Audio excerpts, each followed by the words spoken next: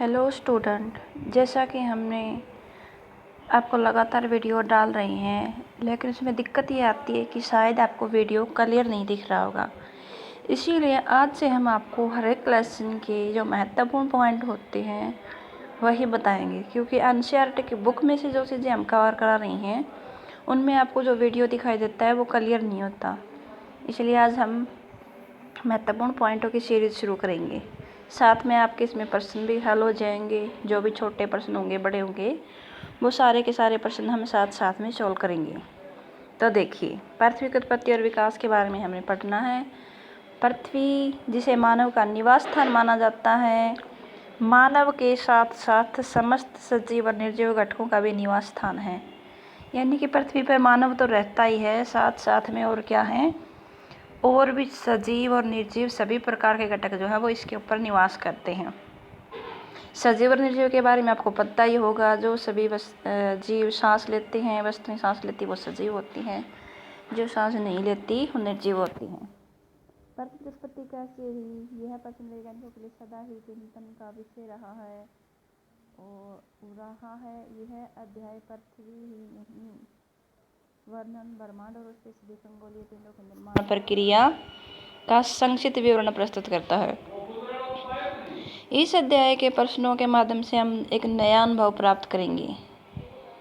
उसके तहत देखिए, सबसे पहले आते हैं आपके लघु उत्तरीय प्रश्न। द्वितारक सिद्धांत किसने दिया था? द्वितारक का मतलब था कि दो तारों से ही ब्रह्मांड का निर्माण हुआ, यानी कि एक बड़े तारे से और उसके पास एक छोटा तारा गुजरा, तो इनके कारण से इस तारे में से पदार्थ जो थे वो बाहर निकलने लगे थे। तो वो परिकल्पना जो थी वो किसने दी थी? वो परिकल्पना दी थी आपकी जेम्स जीन्स था सर हेरनोल्ड जॉफरी ने। उसके बाद नेक्स्ट क्वेश्चन है, ब्रह्मांड की उत्पत्ति से संबंधित बिग बैंग सिद्धांत के पक्ष में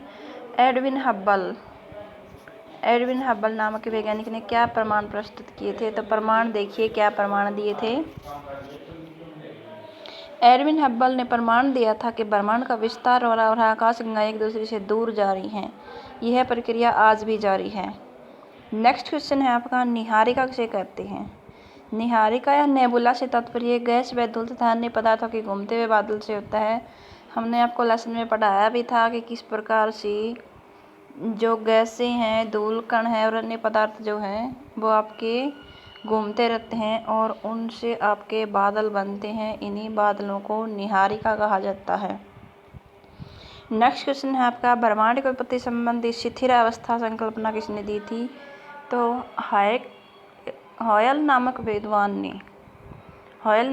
ने ये परिभाषा दी थी कि ब्रह्मांड जो है वो शिथिल अवस्था में है। क्षुद्र ग्रह किसे कहा जाता है? क्षुद्र ग्रह सौरमंडल में बाह्य ग्रह व पार्थिव ग्रहों के बीच में लाखों छोटे पिंडों की एक पट्टी है, उसको क्षुद्र ग्रह कहा जाता है। हमने आपको बताया भी था कि जैसे कि मान लो ये आपका सूर्य है, उसके बाद बुध था, उसके बाद शुक्र था, पृथ्वी थी, पृथ्वी के बाद मंगल था और उसके बाद में आपके यहाँ पर एक छोटे छोटे उल्कापिंडों की पेटी थी। उसके बाद आपके बाह्य ग्रह आते हैं। तो इस प्रकार से जो छोटे लाखों छोटे पिंडों की एक पट्टी है उसी को क्षुद्र ग्रह कहा जाता है। उसके बाद देखिए, जीवाश्म ग्रहों पर हाइड्रोजन व हीलियम गैसों के बने रहने का प्रमुख कारण क्या होता है? यानी कि जीवाश्म ग्रह जो होंगे वहाँ पर हाइड्रोजन गैस और हीलियम गैस अब भी ज़्यादा मात्रा में क्यों है, उसका कारण पूछा है। तो जीवाश्म ग्रह सौर वायु के प्रभाव से बहुत दूर थे, यानी कि हमने लेसन में बात भी की थी किस प्रकार से ये आपके सूर्य था और जो इसके इधर वाले जो ग्रह थे यहाँ से तेज सौर वायु जब चली थी तो सारी गैसें उड़ के चली गई, लेकिन जो आपके इधर वाले ग्रह थे उनके ऊपर सौर वायु का प्रभाव ज़्यादा ना होने के कारण वो गैसें नहीं गई। सौर वायु जीवाश्म ग्रहों से हाइड्रोजन हीलियम गैसों को नहीं हटा पाई, इसी कारण से वहाँ पे हाइड्रोजन और हीलियम गैस ज़्यादा है। पृथ्वी की निर्माण प्रक्रिया के प्रारंभिक वर्षों में इस पर किन गैसों की प्रधानता थी? यानी कि शुरुआत में कौन कौन सी गैसें थी? तो शुरुआत में आपकी हाइड्रोजन और हीलियम गैसों की ही प्रधानता थी, यानी कि सबसे अधिक मात्रा में यही आपकी गैसें थी। वैज्ञानिकों के अनुसार पृथ्वी की आयु कितनी है वो आपने देख भी लिया था। वैज्ञानिकों का मानना है कि पृथ्वी की जो आयु है वो 4.6 अरब वर्ष पहले पृथ्वी का निर्माण हुआ था। पृथ्वी पर जीवन के विकास का प्रारंभ आज से कितने साल बाद हुआ था? लगभग 380 करोड़ वर्ष पूरा हुआ था। यानी कि पृथ्वी तो इस टाइम पे बन के तैयार हो गई थी, लेकिन उसके ऊपर जीवन का उद्भव जो था वो 380 करोड़ वर्ष पूर्व ही हुआ था। उसके बाद है सर चार्ल्स डार्विन ने चंद्रमा की उत्पत्ति से संबंधित किस सिद्धांत का प्रतिपादन किया था? तो वो सिद्धांत था आपका डबल सिद्धांत, जो कि 1838 में दिया गया था। निम्न में से कौन सी अवधि सबसे लंबी होती है? डबल सिद्धांत हमने कल देखा था ना। डबल सिद्धांत वो था कि एक इस प्रकार का पिंड था जो किनारों पर से चौड़ा और बीच में से पतला था, बाद में ये दो अलग अलग हो गए, इसी से पिंड के दूर हो जाने से ही चंद्रमा का निर्माण हुआ था। वही था आपका डबल सिद्धांत, जो कि 1838 में दिया गया था। निम्न में से कौन सी अवधि सबसे अधिक लंबी थी? तो इनमें से सबसे अधिक लंबी अवधि जो थी वो आपका देखो ये आप इयोन युग की, इयोन का जो काल था वो सबसे लंबा काल था। उसके बाद है प्रारंभिक काल में पृथ्वी के धरातल का स्वरूप कैसा था? हमने कल आपको बताया भी था कि शुरुआत में पृथ्वी जो थी वो चट्टानी गर्म वीरान ग्रह था, जिसका वायुमंडल भी काफ़ी विरल था और हाइड्रोजन और हीलियम से बना हुआ था। उसके बाद 13 क्वेश्चन आता है आपका चतुर्थ कल्प के 2 युगों के नाम बताइए।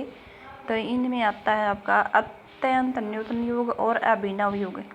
पार्थिव ग्रहों के नाम का मतलब होता है जो शुद्ध ग्रह और सूर्य के बीच में स्थित होते हैं, तो वो है आपका बुध, शुक्र, पृथ्वी और मंगल। यही 4 ग्रह जो हैं आपके पार्थिव ग्रह हैं। उसके बाद आता है हमारे सौरमंडल में सबसे अधिक घनत्व वाला ग्रह कौन सा है? तो सबसे ज़्यादा घनत्व जो है वो आपकी पृथ्वी का ही है। इसके अलावा और कौन से ग्रह का घनत्व इतना ज़्यादा नहीं है। इसके बाद नेक्स्ट क्वेश्चन देखिए, पृथ्वी के अलावा और किस ग्रह पर जीवन की संभावना व्यक्त की जा रही है? तो मंगल ग्रह पर तथा बृहस्पति ग्रह के उपग्रह यूरोपा पर जीवन की संभावना व्यक्त की जा रही है। कौन सा है? मंगल ग्रह के ऊपर, और साथ में जो आपका बृहस्पति है उसके उपग्रह यूरोपा के ऊपर जीवन की संभावना व्यक्त की गई है। सूर्य का प्रकाश पृथ्वी तक कितने समय में हो जाता है? तो ये आपका 8 मिनट और 311 सेकंड में पहुंच जाता है। आंतरिक ग्रहों को पार्थिव ग्रह क्यों कहा जाता है? जैसा कि आपको पहले से ही पता होगा कि आंतरिक ग्रह जो होते हैं वो पार्थिव ग्रह भी होते हैं, और ये सूर्य तथा शुद्ध ग्रह के बीच में स्थित होते हैं, इस कारण से इनको पार्थिव ग्रह कहा जाता है। इनकी पृथ्वी के जैसे है ये, जैसे कि ये आपका सूर्य है, उसके बाद आपका बुध, फिर शुक्र, पृथ्वी और मंगल, उसके बाद में ये आपकी शुद्ध ग्रह पेटी आती है। तो इन ग्रहों को ही पार्थिव ग्रह कहा जाता है क्योंकि ये पृथ्वी के सजातीय ग्रह हैं। उसके बाद है बौने ग्रह कौन से हैं? बौने ग्रह जो है उनमें सबसे महत्वपूर्ण है आपका प्लूटो तथा खगोलीय पिंड। इनको बौने ग्रह इसलिए कहा जाता है क्योंकि इनका परिक्रमण पथ जो है वो निश्चित नहीं है ग्रहों की तरह, इस कारण से इनको ग्रह की कैटेगरी में नहीं रखा जाता। प्रकाश वर्ष की दूरी लिखो। तो प्रकाश वर्ष की जो दूरी होती है वो है आपकी 9.461 मल्टीप्लाई 102 किलोमीटर। उसके बाद में आते हैं आपके लघुत्तरीय प्रश्न। तो सबसे पहले हमने पढ़ भी लिया था बिग बैंग सिद्धांत के बारे में, उसकी 3 अवस्थाएं बतानी हैं। तो सबसे पहले हम आंसर में देखेंगे, आज ब्रह्मांड जिन पदार्थों से बना है वह समस्त पदार्थ एकांकीय परमाणु के हैं। यानी कि आपका जो ब्रह्मांड बना हुआ है वो सारा का सारा एक ही प्रकार के परमाणु से बना हुआ है, जिसका आयतन अत्यधिक सूक्ष्म व घनत्व बहुत ही अधिक था।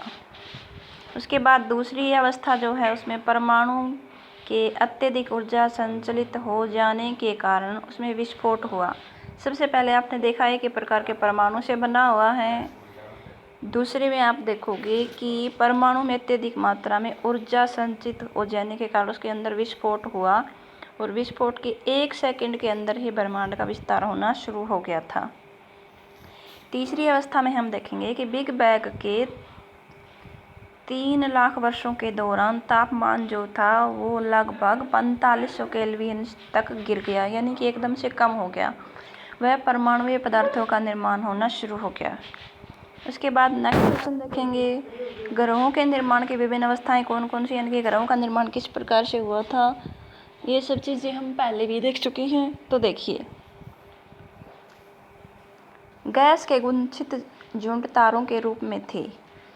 इन गुंछित झुंडों में गुरुत्वाकर्षण बल से क्रोड का निर्माण होना शुरू हो गया था और इस क्रोड के चारों तरफ गैस धूल कण की घूमती हुई तस्तरी विकसित हुई। तो ये थी ग्रह निर्माण की पहली प्रक्रिया, जिसको आप पहले भी देख चुके हो। दूसरी अवस्था में कोड के चारों तरफ के पदार्थ जो थे वो छोटे गोलक के रूप में विकसित हुए और ये छोटे गोलक पारस्परिक आकर्षण यानी कि आपस में चिपकना शुरू हो गए और बाद में ये ग्रहाणु में बदल गए। नेक्स्ट आपका अनेक छोटे छोटे ग्रहाणु जो थे वो मिलकर बड़े ग्रहाणु बन के ग्रहों के रूप में बदल गए। इसके बाद नेक्स्ट क्वेश्चन आता है हमारा, पार्थिव ग्रह व बाह्य ग्रहों में अंतर बताइए। तो आप इस चीज़ के बारे में तो पहले के वीडियो में देख भी चुके हैं कि पार्थिव ग्रह क्या होते हैं और बाह्य ग्रह क्या होते हैं। उनमें आज हम अंतर स्पष्ट करेंगे कि प्रमुख क्या क्या अंतर होता है।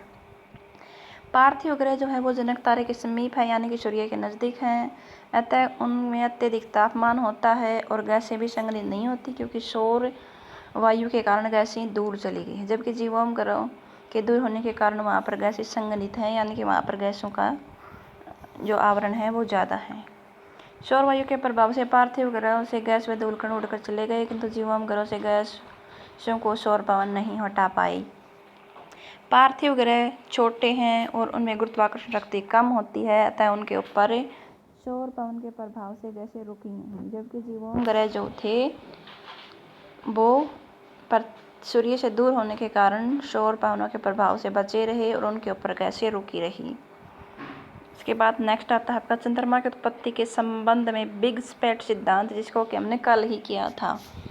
इस सिद्धांत के अनुसार यह माना जाता है कि पृथ्वी के बनने के कुछ समय बाद ही मंगल ग्रह के से 3 गुना आकार का एक बड़ा पिंड पृथ्वी से टकराया था।